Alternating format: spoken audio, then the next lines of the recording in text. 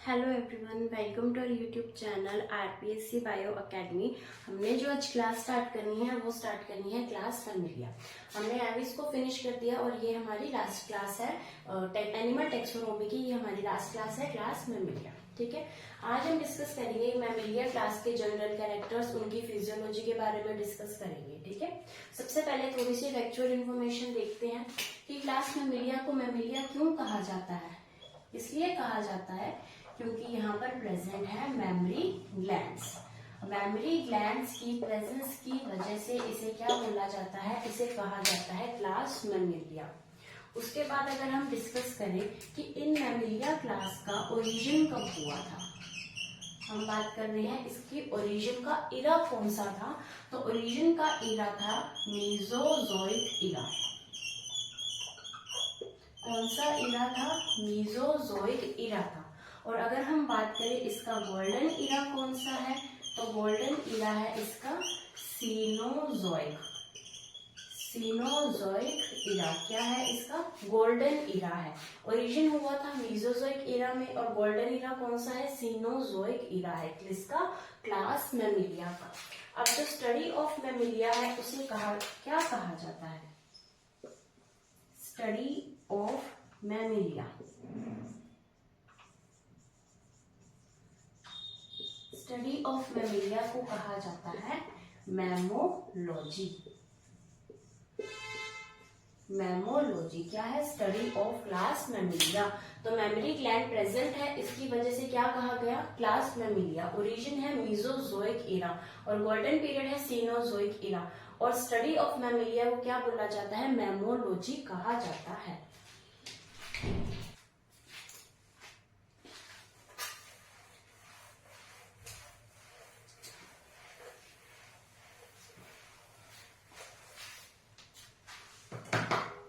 हम डिस्कस करते हैं इसके जनरल कैरेक्टर्स। अगर हम जनरल कैरेक्टर्स की बात करें तो ये एनिमल्स होते हैं वार्म ब्लडेड। जैसे कि हमने एविस के अंदर पढ़ा था कि एविस एंड मैमल्स ये दोनों क्लासेस ऐसी है जो कैसी होंगी? वार्म ब्लडेड होंगी। कैसी होंगी? होम्योथर्म्स होंगे। कैसा होगा? एंडोथर्मिक होगा। यानी ये अपनी बॉडी का टेम्परेचर जो है एक निश्चित तापमान, एक एवरेज तापमान बनाए रखते हैं। इन्वायरमेंट के साथ इनकी बॉडी का टेम्परेचर जो है वो चेंज नहीं होता। लेकिन जो कोल्ड ब्लडेड एनिमल्स होते हैं उनका जो बॉडी का टेम्परेचर है वो इन्वायरमेंट के साथ चेंज होता है। ठीक है, तो ये कैसे हैं? वार्म ब्लडेड है, होम्योथर्म्स है, एंडोथर्मिक है। उसके बाद हम डिस्कस करते हैं कि इनकी बॉडी के ऊपर एक हेयर का कवरिंग पाई जाती है। जैसे हमारी बॉडी के ऊपर भी हेयर की कवरिंग होती है, पूरे मैमिलिया के अंदर हेयर की कवरिंग होती है। इसे बोला जाता है पैलेज। हेयर की कवरिंग को क्या बोला जाता है? पैलेज कहा जाता है। उसके बाद हम डिस्कस करते हैं कि इसकी जो बॉडी है वो डिवाइडेड होती है हेड, नेक,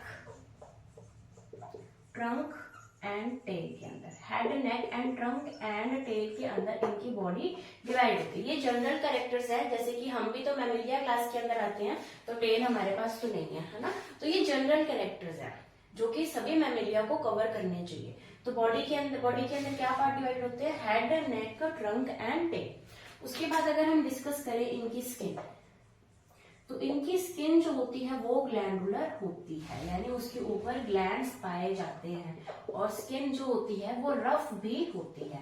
यहाँ पर स्मूथ स्किन नहीं देखने को मिलेगी, ग्लैंड्स पाए जाते हैं, लेकिन स्किन कैसी है? स्किन रफ है।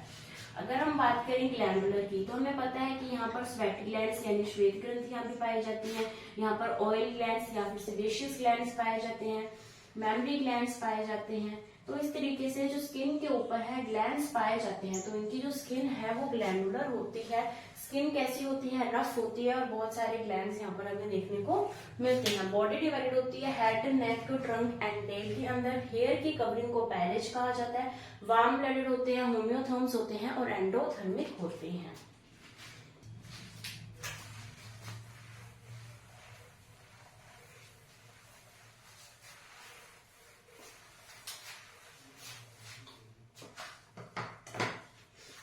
बाद हम डिस्कस करते हैं इनका एक्सोस्केलेटन किसका बना होता है। एक्सोस्केलेटन के अंदर प्रेजेंट होंगे, जैसे हमारे पास नेल्स प्रेजेंट है ना, क्लॉज कईयों के पास प्रेजेंट होते हैं, कईयों के पास सींग प्रेजेंट होते हैं, हूफ्स प्रेजेंट होते हैं। तो नेल्स हैं, क्लॉज हैं, हूफ्स है, ये सब क्या बनाते हैं, हेयर्स भी इसके अंदर ही आते हैं।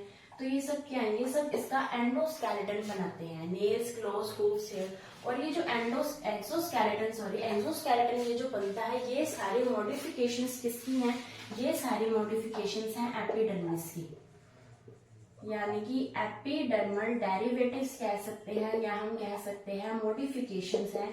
ये सब नेल्स, क्लॉज, हूफ्स, हेयर, ये सारी किसकी मॉडिफिकेशंस हैं, एपिडर्मिस की मॉडिफिकेशंस हैं। उसके बाद हम बात करते हैं एंडोस्केलेटन की। एंडोस्केलेटन जो बना होता है वो बना होता है बोन्स का। बोनी एंडोस्केलेटन यहाँ पर हमें देखने को मिलेगा। अगर हम बात करें स्कल की, तो स्कल आएगी डायकोंडाइलिक। डायकोंडाइलिक स्कल हमें देखने को मिलती है। डायकोंडाइलिक स्कल किसके अंदर पाई जाती है, एम्फीबिया के अंदर पाई जाती है और मैमिलिया के अंदर पाई जाती है। एम्फीबिया एंड मैमिलिया के अंदर डायकोंडाइलिक स्कल हमें देखने को मिलती है। बाकी पाइसिस है, एविस है, रेप्टाइल्स है, उनके अंदर मोनोकोंडाइलिक स्कल हमें देखने को मिलती है। उसके बाद हम बात करते हैं एंडोस्केलेटन की। तो एंडोस्केलेटन के अंदर जो सर्वाइकल वर्टिब्रे होते हैं, सर्विकल या फिर सर्वाइकल वर्टिब्रे जो प्रेजेंट होते हैं, वो प्रेजेंट होते हैं 7। कितने सर्वाइकल वर्टिब्रे हमारे अंदर प्रेजेंट होते हैं, 7 सर्वाइकल वर्टिब्रे। सर्वाइकल वर्टिब्रे वो है जो कि हमारे पीछे जब हम वर्टिब्रल कॉलम की बात करते हैं तो उसके अंदर डिवाइडेड होते हैं, ये सर्वाइकल है, ये क्वाड्रल है, ये लंबर है, ये सैक्रल है। तो उसी तरीके से जो सर्वाइकल वर्टिब्रे है, जो पीछे सर्वाइकल जिसको हम नेम देंगे, वो टोटल नंबर में कितने होते हैं, 7 होते हैं। लेकिन इसके अंदर जो है क्लास मैमिलिया के अंदर वेरिएशंस पाई जाती है। अगर हम बात करेंगे सी काउ की, तो सी काउ के अंदर ये जो वर्टिब्रे का नंबर है ये 6 होता है। और अगर हम बात करें स्लॉथ्स की, तो स्लॉथ्स के अंदर ये नंबर जो है वो 8 to 9 वेरी करता है, यानी ये नंबर हमारे अंदर फिक्स है। हमारे अंदर सर्विकल वर्टिब्रे का नंबर 7 फिक्स है, लेकिन ये वेरी करता है। सी काउ के अंदर 6 होता है, स्लॉथ्स के अंदर 8 to 9 होता है। तो ये हमने बात की इसके सर्विकल वर्टिब्रे की, ठीक है। उसके बाद हम बात करते हैं कि इनके अंदर जो जॉ प्रेजेंट होता है, जो किस तरीके का होता है, क्रेनियोस्टाइलिक। क्रेनियोस्टाइलिक जो सस्पेंशन इनके अंदर प्रेजेंट होता है, जिसके अंदर क्या होता है कि जो लोअर जो होता है वो एक बोन का बना होता है, और जो लोअर जो है उस बोन को क्या बोलते हैं, डेंटरी बोन। यानी हमारा जो लोअर जो है, हमारा जो निचला जबड़ा है, वो कौन सी बोन का बना हुआ है, डेंटरी बोन का बना हुआ है। और ऐसे जो को क्या बोला जाता है, क्रेनियोस्टाइलिक जो, ठीक है। हमने देखा एक्सोस्केलेटन बना होता है नेल्स का, क्लॉज का, हूफ्स का, हेयर्स का। ये सारे एपिडर्मल डेरिवेटिव्स या फिर हम कह सकते हैं इनकी मॉडिफिकेशंस है। उसके बाद हमने बात की एंडोस्केलेटन की। एंडोस्केलेटन बना होता है बोन्स का। यहाँ पर डायकोंडाइलिक स्कल पाया जाता है। स्कल और वर्टिब्रल कॉलम के बीच नंबर ऑफ बोन्स 2 है। उसके बाद हमने बात की सर्वाइकल वर्टिब्रे की। हमारे अंदर सर्वाइकल वर्टिब्रे 7 पाया जाता है, लेकिन सी काउ के अंदर 6 है, स्लॉथ्स के अंदर 8 to 9 हो सकता है। फिर हम बात करें क्रेनियोस्टाइलिक जो सस्पेंशन यहाँ पर पाया जाता है, जिसके अंदर लोअर जो होता है वो डेंटेरी बोन का बना होता है।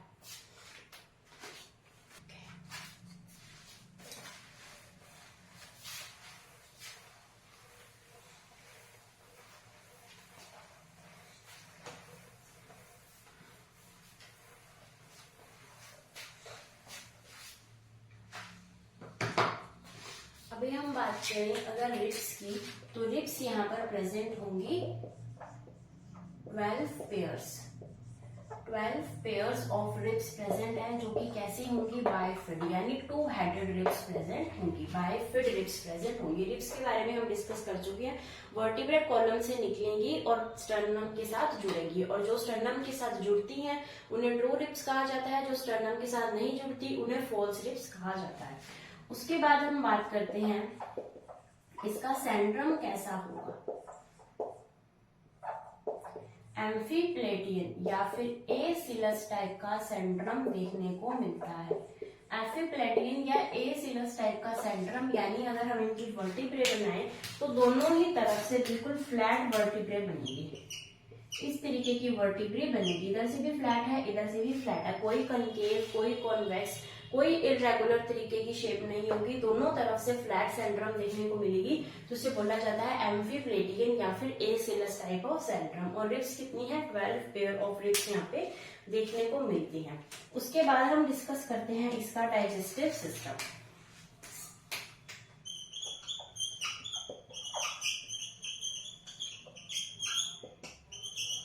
अगर हम डिस्कस करें इसका डाइजेस्टिव सिस्टम, तो डाइजेस्टिव सिस्टम इसके अंदर जो एलिमेंट्री कैनाल होगी वो एलिमेंट्री कैनाल यहाँ पर होगी कंप्लीट। एलिमेंट्री कैनाल कैसी होगी? कंप्लीट। कंप्लीट एलिमेंट्री कैनाल का मतलब है माउथ टू एनस। बिल्कुल, यहाँ पर क्लोएका की जगह क्या आ गया? एनस आ गया। Mouth to anus complete alimentary canal हमें देखने को मिलेगी। अब इसके अंदर भी एक्सेप्शन है, जैसे कि प्रोटोथीरियंस।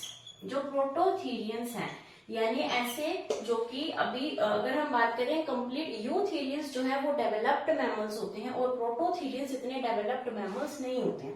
तो जो हम बात करें प्रोटोथीरियंस की यानी पुअरली डेवलप्ड मैमल्स हम इनको बोल सकते हैं। इन प्रोटोथीरियंस के अंदर जो है वो क्लोएका प्रेजेंट होता है, यानी वहां पर एनस अभी तक नहीं बना। क्या बना है? क्लोएका प्रेजेंट होता है प्रोटोथीरियंस के अंदर। उसके बाद हम डिस्कस करें कि इन डाइजेस्टिव सिस्टम के अंदर के टीथ किस तरीके के प्रेजेंट होंगे। तो टीथ प्रेजेंट होंगे हेटेरोडोंट, यानी डिफरेंट टाइप के टीथ प्रेजेंट होंगे, जैसे कि इंसाइजर्स है, कैनाइन्स हैं, प्रीमोलर्स हैं, मोलर्स हैं। तो अलग अलग तरीके के टीथ यहाँ पर प्रेजेंट होंगे। और कैसे होंगे? थिकोडोंट। थिकोडोंट का मतलब है सॉकेट के अंदर प्रेजेंट होंगे। ऐसे टीथ को क्या बोला जाता है? थिकोडोंट बोला जाता है। उसके अलावा होंगे डायफायोडोंट। डायफायोडोंट का मतलब है ऐसे टीथ जो कि जन्म में 2 बार आते हैं, पूरे लाइफ स्पैन में 2 बार टीथ आते हैं, उसे बोला जाता है डायफायोडोंट। तो टीथ कैसे होंगे? हेटेरोडोंट, अलग अलग तरीके के। थिकोडोंट हमारे सॉकेट के अंदर प्रेजेंट होंगे, ऊपर सुपरफिशियली तरीके से नहीं होंगे। डायफायोडोंट यानी 2 बार, द्विदंती, 2 बार इनके अंदर जो है टीथ आएंगे। ठीक है। उसके बाद अगर हम बात करें तो यहाँ से जो क्वेश्चन आया हुआ है वो क्वेश्चन असिस्टेंट प्रोफेसर में आया हुआ है। और असिस्टेंट प्रोफेसर में जो क्वेश्चन आया था वो आया था एलिफेंट का हमें टीथ का फॉर्मूला बनाना था। एलिफेंट का जो टीथ का फॉर्मूला बताना था तो वो था 1003 अपॉन 0003। 1003 अपॉन 0003। तो ये था एलिफेंट का डेंटल फॉर्मूला और ये क्वेश्चन के अंदर आया हुआ था, ये पूछा जा चुका है एलिफेंट का। लेकिन ये आया कहां पर था? असिस्टेंट प्रोफेसर के अंदर। यानी यहाँ पर इंसाइजर्स जो है ऊपर 1 है, नीचे 0 है। अगर हम बात करें कैनाइन्स तो कैनाइन्स इनके अंदर एब्सेंट है। हम बात करें प्री मोलर्स तो प्री मोलर्स भी इनके अंदर एब्सेंट है। उसके बाद सीधा क्या आएंगे? मोलर्स ही आएंगे। ठीक है। यानी कि एक साइड का क्या हो गया? 3, 3, 6 एंड 7 हो गया एक साइड का, तो दूसरे साइड का +7 आ जाएगा, यानी कि 14 टोटल नंबर ऑफ टीथ यहाँ पर प्रेजेंट होंगे। ये जो फॉर्मूला होता है ये फॉर्मूला होता है एक साइड का, यानी इधर से इधर का फॉर्मूला, और जो नीचे वाला होता है वो इधर से इधर का फॉर्मूला, यानी ये हमारे हाफ ऑफ टीथ का फॉर्मूला ये बनता है हमेशा। जैसे इन्होंने कहा है 1003, यानी एक इंसाइजर, यहाँ पर कोई कैनाइन नहीं, कोई प्री मोलर नहीं, सीधा मोलर्स आ जाएंगे, यानी यहाँ से सीधा मोलर्स, और इधर नीचे जो बताया गया यानी सीधा यहाँ पर सिर्फ मोलर्स ही हैं। तो इसलिए ये जो फॉर्मूला होता है सिर्फ हाफ ऑफ द माउथ का, हाफ टीथ का होता है। तो इधर हमारी वैल्यू क्या है? 3 + 3 6 + 1 7, 7 प्लस इस साइड का +7, तो टोटल कितने हो गए? 14 नंबर ऑफ टीथ जो है यहाँ पर प्रेजेंट होंगे। और एलिफेंट के अंदर जो वो टीथ पाया जाता है जिसे क्या बोला जाता है? टस्क। जो टस्क यहाँ पर टीथ पाया जाता है वो जो होता है वो इंसाइजर की मॉडिफिकेशन है, कैनाइन्स की नहीं है। किसकी मॉडिफिकेशन है? इंसाइजर की मॉडिफिकेशन है, क्योंकि एक ही तो इंसाइजर यहाँ पर पाया जा रहा है। इसी इंसाइजर की मॉडिफिकेशन से क्या बनता है? टस्क। वो जो हाथी के लंबे लंबे दांत होते हैं, इस तरीके के दांत देखने को मिलते हैं, वो किसकी मॉडिफिकेशन होती है? इंसाइजर की मॉडिफिकेशन ही होती है। तो हमने देखा है रिप्स होती है 12 pairs, bifid 2 headed, double headed होती है, एम्फीप्लेटियन या फिर एसिलस सेंट्रम पाई जाती है, दोनों सरफेसेस से चपटी फ्लैट पाई जाती है। हमने बात की डाइजेस्टिव सिस्टम की, एलिमेंट्री कैनाल यहाँ पर कंप्लीट है, माउथ टू एनस तक है, लेकिन प्रोटोथीरियंस के जो पुअरली डेवलप्ड होते हैं ये कैसे होते हैं, ये ओविपेरस होते हैं। जो वेल डेवलप्ड मैमल्स होते हैं वो विविपेरस होते हैं, वो एक बच्चे को जन्म देते हैं, लेकिन ये एग लेइंग है, ये ओविपेरस होंगे। ये इनके अंदर क्या प्रेजेंट होगा, क्लोएका प्रेजेंट होगा। टीथ की बात करें, हिट्रोडोंट, थिकोडोंट, डायफाइडोंट। उसके बाद हमने बात की एलिफेंट की, 1003/0003, टोटल 14 नंबर ऑफ टीथ के अंदर एलिफेंट के अंदर प्रेजेंट होते हैं। और जो टस्क टीथ होता है इनका, वो किसकी मॉडिफिकेशन होता है, इंसाइजर की।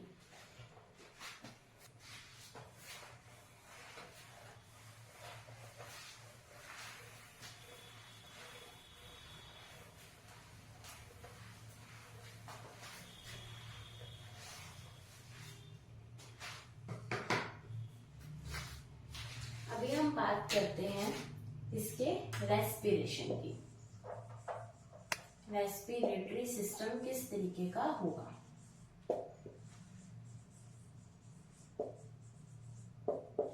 रेस्पिरेटरी सिस्टम के अंदर जो रेस्पिरेटरी ऑर्गन होगा वो क्या होंगे, वो होंगे लंग्स। और लंग्स कहाँ प्रेजेंट है, lungs present in pleural cavity. Lungs का जो आवरण पाया जाता है, जिस कैविटी के अंदर वो प्रेजेंट होते हैं, उस कैविटी को क्या बोला जाता है, प्लूरल कैविटी बोला जाता है। उस प्लूरल कैविटी के अंदर प्रेजेंट होंगे लंग्स। उसके बाद हम बात करें, लंग्स तो प्रेजेंट होंगे, लेकिन यहाँ पर हमें देखने को मिलेगा डायफ्राम। डायफ्राम यहाँ पर प्रेजेंट होगा, डायफ्राम प्रेजेंट होगा। डायफ्राम किसके बीच में होता है, डायफ्राम प्रेजेंट होगा थोरैसिक एंड एब्डोमिनल कैविटी के बीच।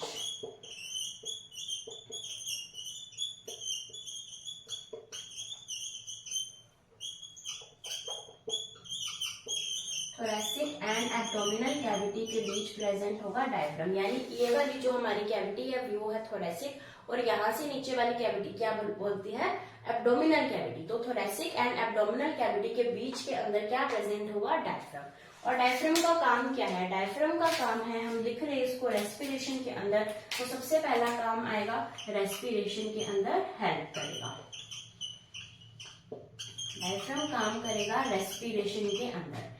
उसके अलावा काम करेगा मिक्चुरेशन के अंदर। मिक्चुरेशन का मतलब क्या होता है, मिक्चुरेशन का मतलब होता है एक्सक्रीशन, यानी यूरिन को बॉडी से बाहर निकालना। हम यहाँ पर लिखने को सीधा एक्सक्रीशन भी लिख सकते थे, लेकिन हमें टर्म से फेमिलियर होना है, इसलिए हम जाएंगे ये वाली टर्म्स लिखेंगे, मिक्चुरेशन यानी एक्सक्रीशन के अंदर। उसके अलावा ये हेल्प करेगा पार्चुरेशन के अंदर।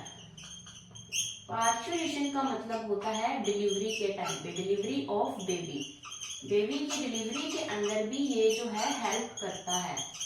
उसके अलावा इसका काम होगा डेफिकेशन के अंदर। डेफिकेशन के अंदर, डेफिकेशन के अंदर यानी स्टूल को बॉडी से बाहर निकालना, उस टाइम के अंदर भी ये काम करता है। तो इसके क्या क्या काम है, एक तो रेस्पिरेशन के अंदर काम करेगा, मिक्चुरेशन यानी एक्सक्रीशन के अंदर, पार्चुरेशन यानी delivery of baby, and defecation का मतलब कि स्टूल को बॉडी से बाहर निकालना, उसके अंदर भी डायफ्राम जो है वो हमारा हेल्प करता है। लेकिन प्रेजेंट कहाँ होता है, थोरैसिक एंड एब्डोमिनल कैविटी के बीच यहाँ पर प्रेजेंट होता है। और लंग्स से रेस्पिरेशन होता है, और जो कहाँ पर प्रेजेंट है, प्लूरल कैविटी के बीच में लंग्स प्रेजेंट है।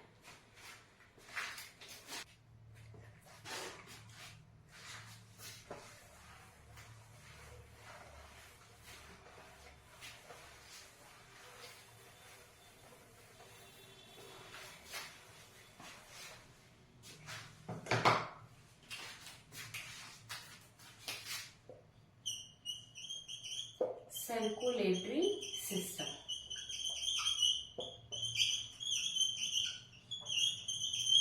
अगर हम बात करें सर्कुलेटरी सिस्टम की, तो सर्कुलेटरी सिस्टम यहाँ पर किस तरीके का देखने को मिलेगा, क्लोज्ड सर्कुलेटरी सिस्टम देखने को मिलेगा। 4 चैम्बर्ड हार्ट देखने को मिलेंगे, 4 चैम्बर्ड हार्ट यहाँ पर हमें देखने को मिलेगा। अगर 4 चैम्बर्ड हार्ट है तो कैसा सर्कुलेशन होगा, डबल सर्कुलेशन देखने को मिलेगा। 2 बारी ब्लड जो है हार्ट के अंदर सर्कुलेट करेगा, डबल सर्कुलेशन यहाँ पर देखने को मिलेगा।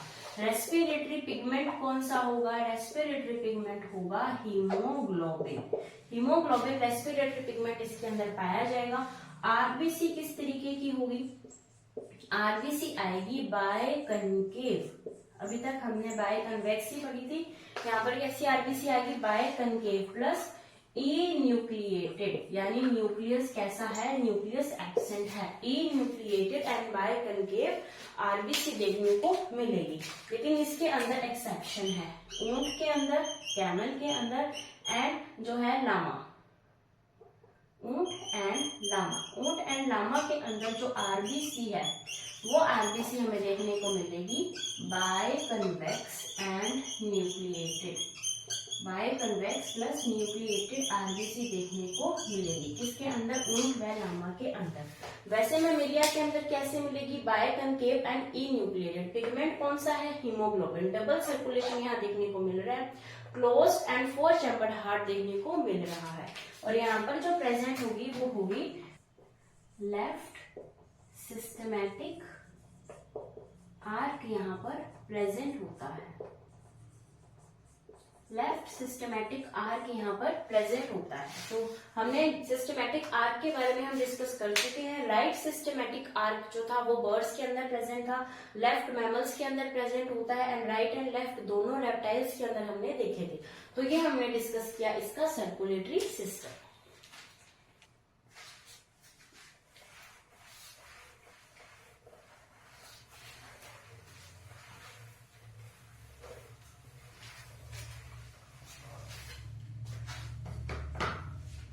अभी हम डिस्कस करते हैं इसका नर्वस सिस्टम।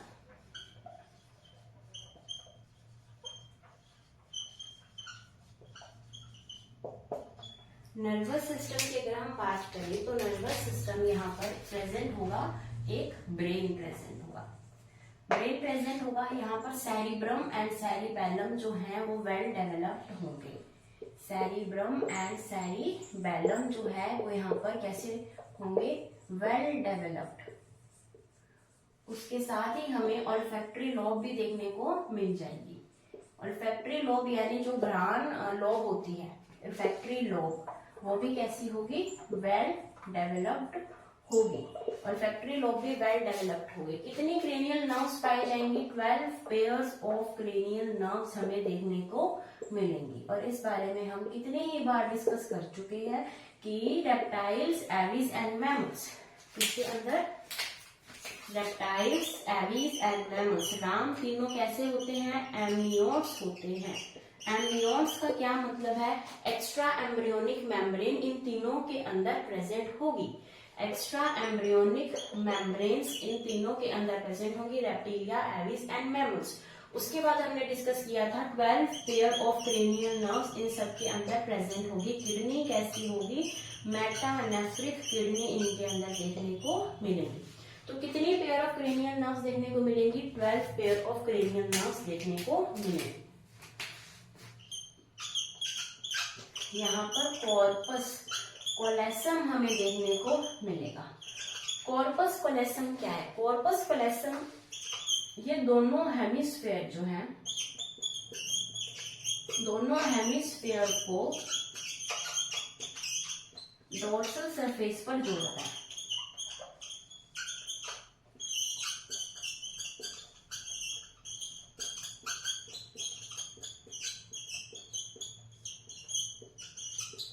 हमारे जो ब्रेन है उसके अंदर 2 हेमिस्फेयर होते हैं। ये राइट हेमिस्फेयर है, ये लेफ्ट हेमिस्फेयर है। तो in right and left hemisphere को पीछे की तरफ, हमारी डोर्सल सरफेस बैक साइड है, तो डोर्सल सरफेस पर ये जोड़ता है दोनों हेमिस्फेयर को। कौन जोड़ता है? Corpus callosum. और ये बहुत ही इंपॉर्टेंट है। और जो कॉर्पस कोलेसम है वो सिर्फ और सिर्फ यूथेरियंस के अंदर ही प्रेजेंट होगा। यानी अभी हमने थोड़े टाइम पहले देखा था प्रोटोथेरियंस। तो प्रोटोथेरियंस जो थे वो पुअरली डेवलप्ड थे, जिसके अंदर क्लोएका प्रेजेंट थी। लेकिन जो यूथेरियंस होते हैं, जिसके अंदर हम आते हैं, हम यूथेरियंस के अंदर आते हैं, हमारे अंदर ये देखने को मिलेगा। और भी जो डेवलप्ड मैमल्स हैं उनके अंदर देखने को मिलेगा। ठीक है, क्या मिलेगा? कॉर्पस कोलेसम, जो दोनों हेमिस्फेयर को डोर्सल सरफेस पर जोड़ता है। कितनी क्रेनियल नर्व्स होंगी? 12 पेयर ऑफ क्रेनियल नर्व्स होंगी। और ऑल्फैक्टरी लॉब वेल डेवलप्ड होगी, सेरिब्रम सेरिबेलम वेल डेवलप्ड होगा, और एक ब्रेन प्रेजेंट होगा।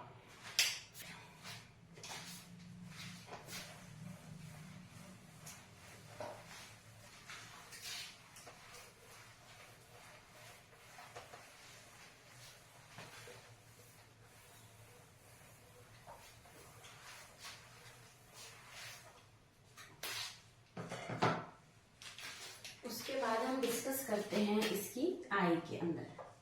इसकी आई में ऑप्टिक लॉब्स प्रेजेंट होती है। पहले हमने कौन सी लॉब्स पढ़ी थी? Olfactory lobes. अब कौन सी लॉब है? ऑप्टिक लॉब प्रेजेंट है, जो कि कितने नंबर है? 4 इन नंबर है। और इसे क्या बोला जाता है? Corpora quadrigemina. कॉर्पोरा क्वाड्रिजेमिना ये 4 सॉलिड ऑप्टिक लॉब्स जो हैं आई ऑफ मैमल्स के अंदर प्रेजेंट होती है। उसके बाद हम बात करते हैं ईयर की। तो हमने बात की थी कि एविस एंड मैमल्स के अंदर एक्सटर्नल ईयर हमें देखने को मिलता है। तो एविस और मैमल्स सिर्फ दो ही ऐसे क्लासेस है जिनके अंदर हमें एक्सटर्नल ईयर देखने को मिलेगा। हमने जब एविस के अंदर बात की थी तो हमने कहा था कि यहाँ पर ईयर पिना एब्सेंट है, लेकिन मैमल्स के अंदर ईयर पिना हमें देखने को मिलेगा। एविस के अंदर नहीं था, मैमल्स के अंदर था। फिर हम बात करें मिडल ईयर के अंदर। तो मिडल ईयर के अंदर हमें 3 पेयर ऑफ बोन्स देखने को मिलेंगे, मैलियस, इनकस और स्टेपीज। मैलियस, इनकस और स्टेपीज 3 पेयर ऑफ बोन्स, यानी टोटल 6 बोन्स देखने को मिलेंगी।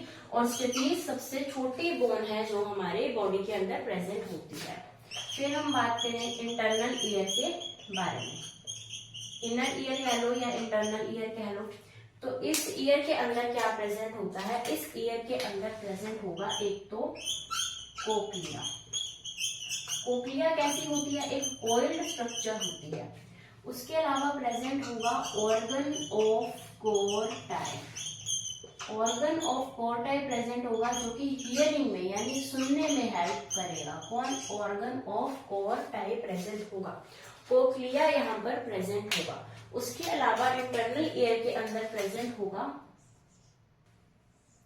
Semi circular canal. Semi circular canal present होगी। और सेमी सर्कुलर कैनाल किसके अंदर हेल्प करेगी? हमारे बॉडी का बैलेंस बनाने के अंदर। यानी हमारी बॉडी का बैलेंस कहाँ से रेगुलेट हो रहा है? हमारे ईयर के अंदर से रेगुलेट हो रहा है। कौन कर रहा है? सेमी सर्कुलर कैनाल कर रही है। ठीक है, तो हमने देखा इसका आई के अंदर ऑप्टिक लॉ प्रेजेंट है। 4 सॉलिड जो है ऑप्टिक लॉ प्रेजेंट है। क्या नेम है इनका? कॉर्पोरा क्वाड्रिजेमिना इन्हें कहा जाता है। फिर हमने बात की year, external ear, middle ear, internal ear. तीनों ईयर प्रेजेंट है। एक्सटर्नल ईयर पर ईयर पिना प्रेजेंट है। मिडल ईयर के अंदर मैलियस, इनकस, स्टेपीज ये बोन्स के नाम है। और एक ईयर के अंदर 3 बोन्स, तो दोनों ईयर के अंदर 6 बोन्स ये प्रेजेंट है, जिसमें से स्टेपीज सबसे छोटी बोन है। उसके बाद हमने बात की इंटरनल ईयर की। कोक्लिया यहाँ पर कोइल्ड होगा। ऑर्गन ऑफ कोर्टाई यहाँ पे हियरिंग के लिए यहाँ पर प्रेजेंट होगा। सेमी सर्कुलर कैनाल प्रेजेंट होगी, जो कि हेल्प करेगी बैलेंसिंग के अंदर।